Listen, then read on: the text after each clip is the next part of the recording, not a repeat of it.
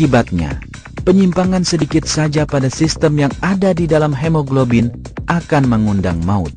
Nyatanya, sianida, salah satu racun yang dikenal terkuat, membunuh dengan cara melekatkan diri ke molekul hemoglobin dan mencegahnya menjalankan fungsinya. Semua kenyataan ini mengungkapkan sekali lagi tabiat tanpa dasar teori evolusi. Teori evolusi bersikeras bahwa makhluk hidup memperoleh ciri-cirinya berangsur-angsur, tahap demi tahap. Namun, seperti berjuta sistem lainnya dalam tubuh, sistem pengangkutan oksigen hanya berfungsi dalam keadaan sempurnanya yang sekarang ini. Bahkan penyimpangan terkecil di dalam hemoglobin yang hanya satu unsur dari keseluruhan sistem pengangkutan oksigen, akan berarti seluruh sistem tak berfungsi. Karena itulah, mustahil hemoglobin dan sistem pengangkutan oksigen terbentuk secara evolusi. Bahkan molekul hemoglobin sendiri adalah petunjuk tidak sahihnya teori evolusi dan bukti kesempurnaan penciptaan Allah.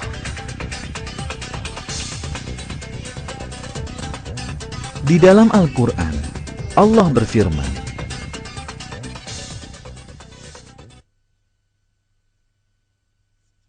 "Dan pada penciptaanmu, dan pada binatang-binatang yang melata, yang bertebaran di muka bumi, terdapat tanda-tanda kekuasaan Allah untuk kaum yang meyakini."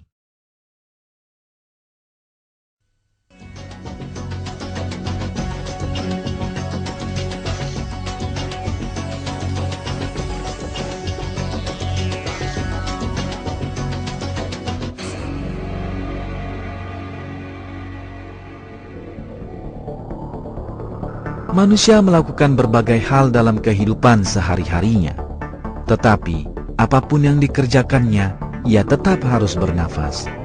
Namun, ia tidak pernah harus secara sadar berupaya bernafas. Tidak juga ia bisa bernafas semaunya. Ia bernafas sejak lahir, bahkan saat tidur.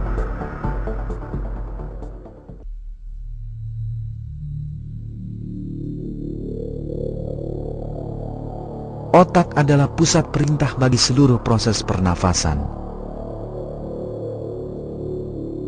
Sekelompok saraf di batang dan wilayah medula otak mengarahkan sistem pernafasan. Saraf-saraf di medula mengirimkan perintah ke otot-otot sekitar tulang rusuk agar mengerut selama 2 detik. Sewaktu otot-otot mengerut, paru-paru akan terisi udara. Lalu, isyarat syaraf dari medula terputus selama 3 detik. Otot-otot pun mengendur. Udara di paru-paru lalu dikeluarkan, sewaktu otot-otot kembali ke bentuk asalnya.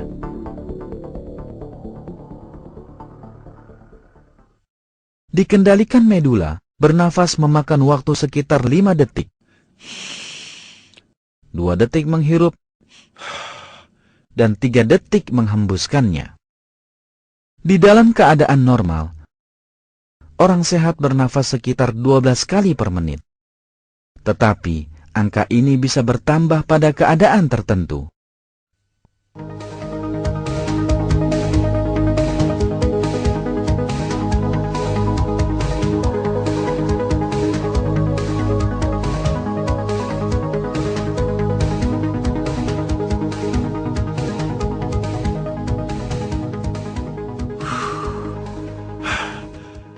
Seperti yang Anda lihat, laju pernafasan saya telah meningkat tajam. Namun, bukan saya yang memutuskan untuk bernafas secepat saat ini. Otot-otot dada yang memaksa saya.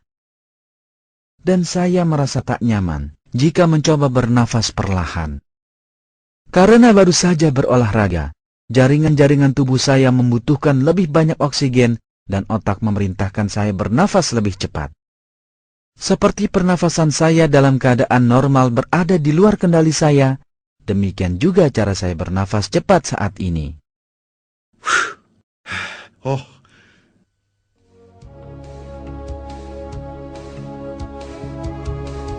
Jadi, kendali pernafasan tak bergantung pada kehendak masing-masing orang.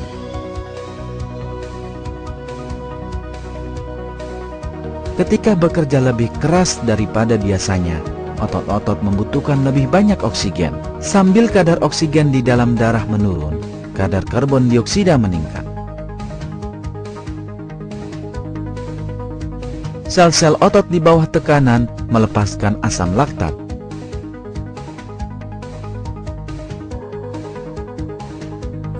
Oksigen, karbon dioksida, dan reseptor asam laktat di berbagai bagian tubuh menjadi sadar akan perubahan ini dan mengirimkan peringatan ke pusat pernafasan di otak. Ketika peringatan ini mencapai medula, saraf pernafasan mengirimkan perintah ke otot-otot dada dan memastikan otot-otot ini bekerja lebih cepat. Di sisi lain, tindakan pengamanan lain juga diambil di dalam tubuh. Misalnya, jantung mulai berdetak lebih cepat. Pori-pori kulit dibuka untuk menyeimbangkan kenaikan suhu tubuh dan berupaya mendinginkan tubuh. Saat tekanan pada otot berhenti, semua sistem berangsur-angsur kembali ke keadaan normalnya.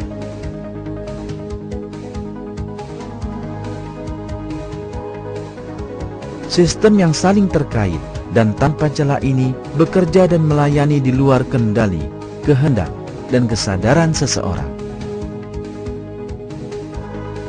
Maka, tugas manusialah bersyukur kepada Allah yang menciptakannya sedemikian sempurna dan mengakui kehebatan penciptaannya. Di dalam satu ayat Al-Quran, Allah mengungkapkan,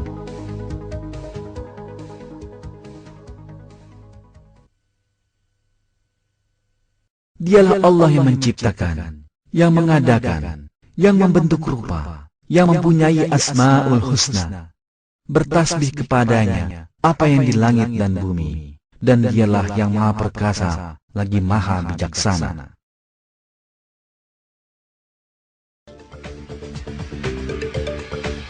Dalam film ini, kita telah menelaah keajaiban di dalam sistem pernafasan. Sistem penyejuk udara di dalam hidung, mekanisme pelindung di dalam saluran pernafasan, rambut getar yang setia melayani seumur hidup, lendir yang bekerja berdampingan dengan rambut getar, rancangan tenggorokan, katup yang mencegah Anda tersedak saat makan, daerah seluas lapangan tenis di dalam dada Anda, alveoli yang tak lebih besar daripada kepala jarum pentul, sel-sel khusus di dalam alveoli, sel-sel darah merah yang bertugas mengangkut oksigen, hemoglobin, protein yang menakjubkan, ikatan antara oksigen dan besi, serta cara peka ikatan itu diseimbangkan, sistem pengangkutan karbon dioksida,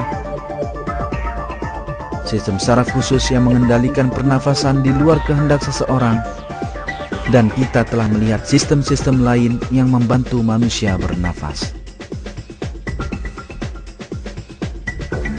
Kita melihat bahwa sistem-sistem ini telah diciptakan dalam bentuk sempurna dan tanpa cacat.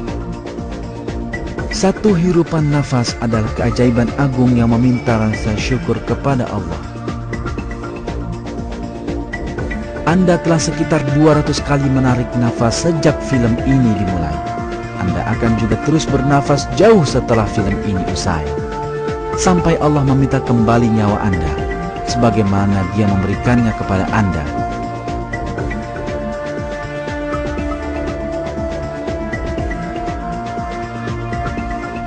Saat hari itu tiba, saat menarik nafas terakhir, Anda harus bertanggung jawab atas semua yang Anda perbuat dan setiap nikmat yang diberikan sepanjang hidup Anda.